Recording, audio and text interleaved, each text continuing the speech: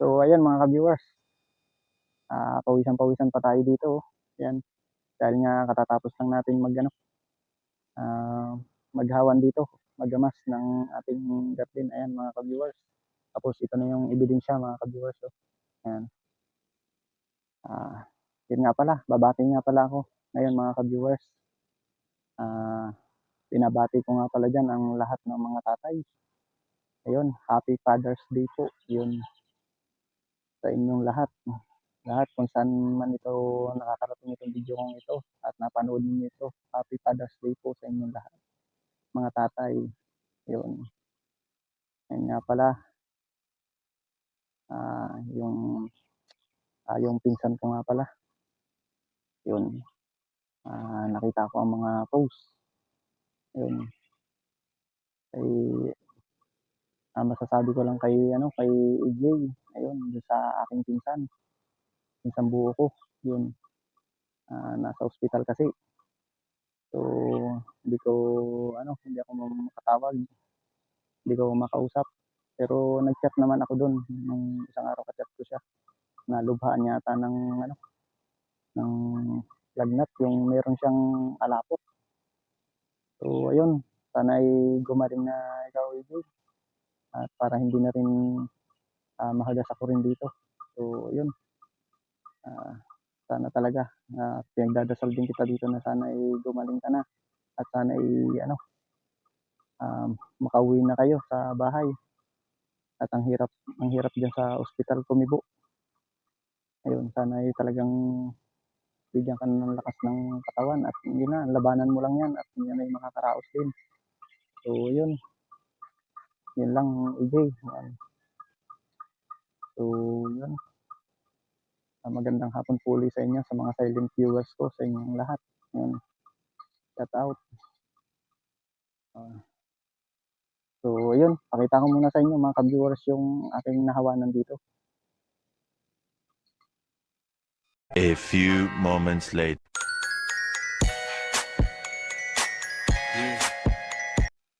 Yun, magandang hapon po sa inyo lahat mga ka-viewers. Bali ngayong araw na ito mga ka-viewers ay nagdamas po ako dito sa ating munting garden mga ka-viewers. Hindi ko na lang po nakuha ng video kanina at gawa ng wala po akong maghahawak ng camera. Kaya mapapansin niyo dyan mga ka-viewers na wala na pong damo yung ating okra. Malinis na po dito mga ka-viewers. So inuutay-utay ko po mga ka-viewers habang meron tayong time. Bali konting time lang naman po mga ka-viewers. Dun sa konting time po mga ka-viewers, ito po yung aking nahawanan o nagamasan mga ka-viewers. Yan po ang tawag po sa amin. Paggagamas po ang tawag niya sa amin. Ngayon po mga ka-viewers, comment na lang po kayo dyan kung anong tawag po sa inyo ng paggagamas o pagtatagkal po ng damo sa ating tanim. So ayun mga ka-viewers, dahil tayo ay may trabaho na uli mga ka-viewers, konti lang po yung time natin. Pinakita ko lang po sa inyo mga ka-viewers. Dahil nung isang linggo mga ka-viewers ay nag-vlog ako dito na nangunguha ako ng okra. Bali makikita ninyo doon ay matataas pa yung damo. So ngayon mga ka-viewers ay ayan po yung aking nagamasan. At kung may time pa po tayo dyan mga ka-viewers ay yan, hahawanan din po natin yan, gagamasan din po natin yan. So ayan mga ka-viewers, bali dito sa may parting ito mga ka-viewers ay madamo pa. Natin pong utay-utayin po ng paggagamas ito mga ka-viewers, hindi naman natin ito mabibigla. Para po bumalik ulit sa dati at maging malinis po dito at para hindi po tayo ahasin dito. Yan nga pala mga ka-viewers yung kaya ko. Mapapansin nyo dyan. Ngayon po mga ka-viewers ay mapapansin nyo po dito sa aking video sa ating pong okra na talaga namang may hindi na uling harbisin. Ayan po mga ka-viewers. Parang 3 araw lang po ang nakakalipas simula nung tayo nag-harvest ay meron na po uli na na bunga na pwede po nating harbisin uli. So ayan mga ka-viewers, po dito sa video na ito mga ka-viewers ay ipapakita ko na rin po sa inyo yung pag-harvest natin kasi yan naman talaga po yung purpose natin dito. Yan mga ka-viewers, tayo ay yan, meron na tayong na-harvest na isa at ito naman yung pangalawa. Kunin na natin ito. Ayun.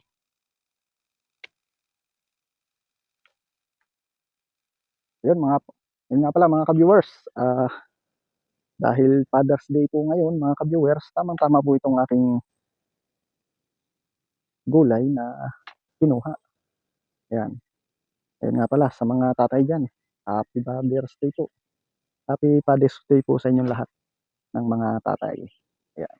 Mabuhay po tayo mga tatay. Ayan. Napakaganda mga ka-viewers nang tayo ay may hinaharvest na ating tanim, ating pinagpaguran. Yun. Atin pong ilalagay muna natin dito. Yan po ay malinis naman mga ka-viewers. So, yun. Napakaganda mga ka-viewers. Pagka meron po tayong tanim. Yan. Ganda mga ka-viewers.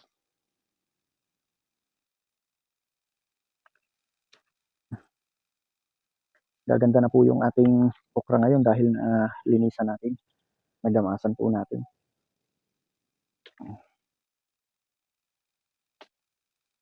Ganda, maganda. Yun. Yun nga pala mga ka-viewers, habang tayo ay namumuti ng ating tanim na okra. Ayun. Sasabay na rin natin ang pag-shoutout. Yun nga pala mga ka-viewers, shoutout nga pala kay ano. Yan. Shoutout nga pala dyan kay Idol Roldan. Yun, kumusta ka na Idol? Yan, salamat sa pagsuporta mo sa aking mga vlog na ina-upload. Yun, sana ay tuloy-tuloy din yung pagbablog mo dyan. Yun, shoutout nga pala dyan sa asawa mo. Hirap sa mamitas pagka walang gunting. Yun, kita nyo naman mga ka-viewers. Ganda, dami mga ka-viewers oh. Ganda ito.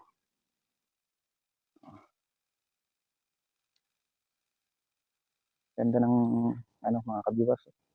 Paligid ko dito lalo na pag nahawanan ito. Yan. Ipapakita ko ulit yan sa inyo pagka nahawanan ko na ito, nalinisan ko na.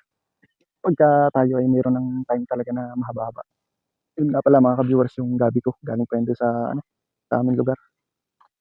Ayun, meron pa pala tayong nakalimutan dito na okay.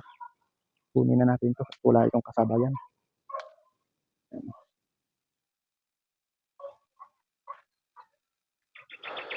Ayun po mga ka-viewers yung aking sitaw. Ayan, yung sitaw ko.